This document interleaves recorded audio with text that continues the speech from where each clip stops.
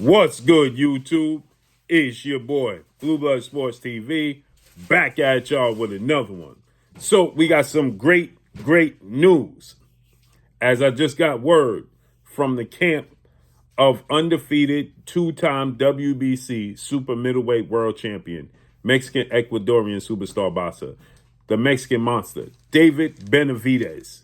David Benavidez is now going to pursue a mega showdown with Mexican superstar, former world champion, Jaime Munguia in June. He's looking to stage a fight with Jaime Munguia in June.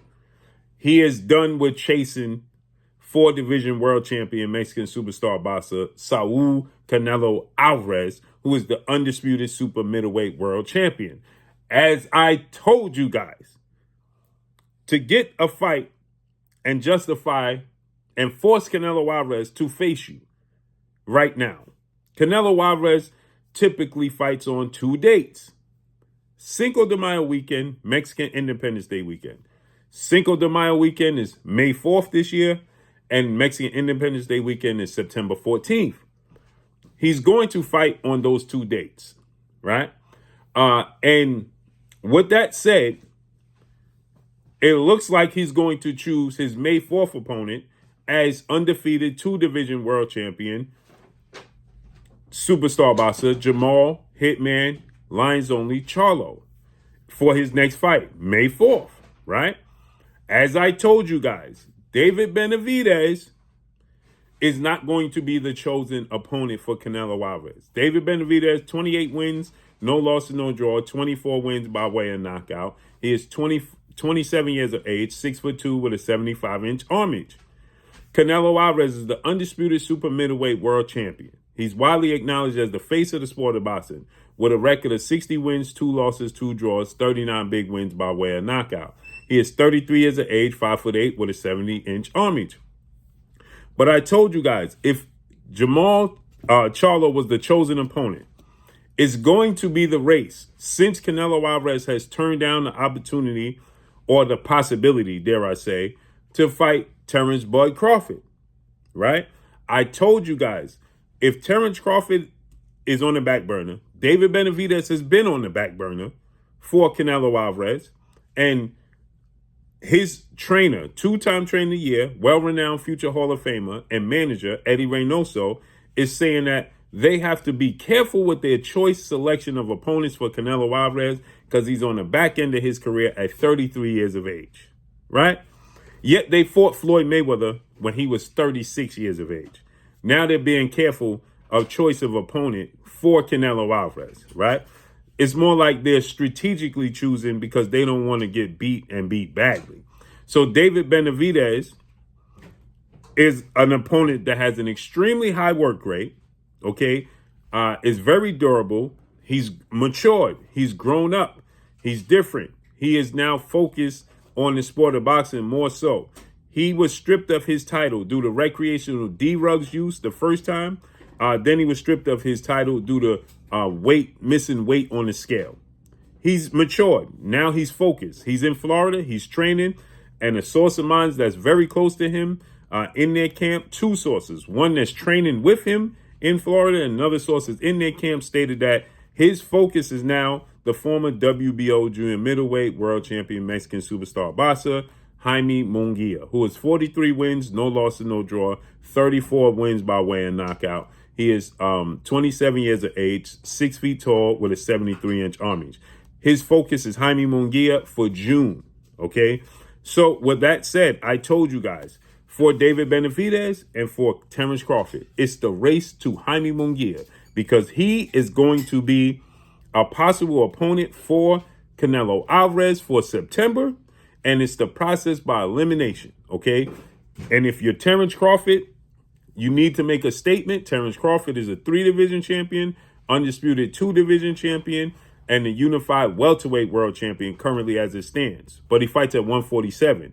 He's 40 wins, no loss, no draw, 31 big wins by way of knockout. But he's 36 years of age, 5'8" with a 74-inch arm reach. Time is not on his side. And Canelo Álvarez is saying, if I just fought and beat the 3-time junior middleweight world champion and the undisputed junior middleweight world champion, superstar boxer Jamel Iron Man Charlo, who was 5'11.5" with a 73.5-inch arm reach, fighting at 154, rehydrating to 170.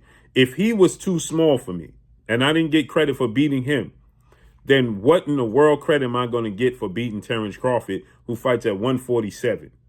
So I told you guys it's the race for Terrence Crawford to fight Jaime Munguia. Jaime Munguia just did something Canelo Álvarez did not do. He just fought a former opponent, and one of the last foes Canelo Álvarez just fought, John Ryder. He dropped John Ryder, but he didn't stop John Ryder. Jaime Munguia just fought John Ryder, and he stopped him. He dropped him about three times, and he ultimately stopped him and knocked him out. He did so at 168 because Canelo Álvarez was singing the same song and the same tune when it came to Jaime Munguia, when he was saying that Jaime Munguia is still a 154-pounder, 160-pounder. He don't fight at 168. He was still singing the same tune. So what did Jaime Munguia do? He went to 168, the same division Canelo in, fought an opponent Canelo fought that Canelo Álvarez did not stop in his hometown in Mexico City, right? At Azteca Stadium. He dropped John Ryder, but he didn't knock him out. They went to the decision. Jaime Munguia stopped John Ryder and dropped him 3 times. He made a statement, okay? He made it where it's justifiable for Canelo to face him without being criticized for fighting a guy that's too small, okay? So I told you guys, for David Benavidez, Terrence Crawford, it's the race to Jaime Munguia, because Jaime Munguia is a Mexican superstar. Not so much in the States, but in Mexico he is. People respect, in Mexico, they respect Jaime Munguia more than they respect Canelo Álvarez. Okay, so if you can fight and beat Jaime Munguia, he's undefeated, and you possibly knock him out or stop Jaime Munguia, that's a mega, massive statement made for yourself to make a case to fight Canelo Álvarez in September. Otherwise, if Jaime Munguia gets a fight in the meantime, okay, in between time, meantime, and then makes another statement at 168, Canelo Álvarez is going to choose Jaime Munguia as his opponent for September 14th, Mexican Independence Day weekend. Now, Eddie Reynoso did state that they want to fight 3 times this year, and that Canelo Álvarez wants to fight in Saudi Arabia by December, before year's end. We have the Saudi Arabian Prince, His Excellency Prince Turki Al-Sheikh, who's dishing out tons of money to showcase these fights. He's a huge boxing fan, and his pockets are limitless, and he's displaying that. So with that said, Canelo Álvarez does want to get a 3rd fight, but that's not guaranteed. What's guaranteed is May and September. So with that said, Jamal Charlo, who has 33 wins, no loss, no draw, 22 wins by way of knockout, 6 feet tall with a 74-inch arm reach. He's the identical twin brother of Canelo Álvarez's last opponent that he fought September 30th, which was Jamel Charlo, the identical twin brother, right?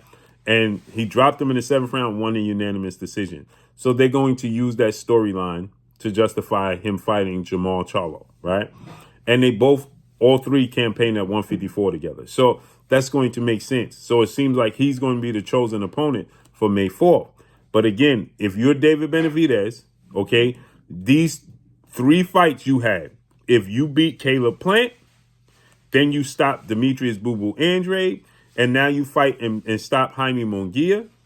There's no way. The world is already calling for and screaming for and demanding Canelo Álvarez fight David Benavidez. If he fight Caleb Plant and beat him, Demetrius Andrade beat him, and now fights Jaime Munguia, stops and beat him, those last 3 fights, there is no way Canelo Álvarez can choose anybody other than David Benavidez. Just simply no way.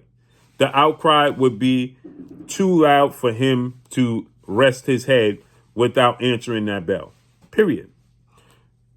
But if you Terrence Crawford, it makes sense to go get Jaime Munguia, because Jaime Munguia fights at 168. You fight and beat Jaime Munguia. You're the bigger name. You're the marquee name. You're considered pound for pound the best fighter in the world, right? You're undefeated. You're undisputed in 2 separate weight classes, the first male to do so. You fight a 168-pounder who's undefeated and former world champion, a Mexican superstar, Jaime Munguia, fight and beat him. Canelo Álvarez has to take notice. And he likes his chances. And it's easier for Terrence Crawford to get a Jaime Munguia fight because he's the marquee name and pound for pound better fighter and the best fighter in the world. And they like their chances with Terrence Crawford because he's a smaller guy for Jaime Munguia. Where David Benavidez is a bigger threat to Jaime Munguia, right? And fights at higher weight classes and is going to want to have his share of the pie, meaning in the negotiations of money where they can justify maneuvering around him. You understand? So if you David Benavidez, you got to go, again, it's David Benavidez, Terrence Crawford, the race to Jaime Munguia. It's the race to Jaime Munguia. So according to these reports, Jaime Munguia is the chosen opponent for David Benavidez. They focus on trying to make a fight for June, and he's pushing for that fight now. He's already training. So let's see how this unfolds and plays out. But that's all I got for y'all. Make sure you hit the like button. Drop a comment in the comment section. Let me know what y'all think. Y'all already know what it is. It's your boy Blue, Blue Blood Sports TV. Hate, like, comment, and subscribe. You haven't subscribed, hit the subscribe button, hit the like button, hit the bell icon to get all the new notifications. Follow me on Instagram at Blue Blood Sports TV, all one word. That's all I got for y'all. I'm gone. Peace.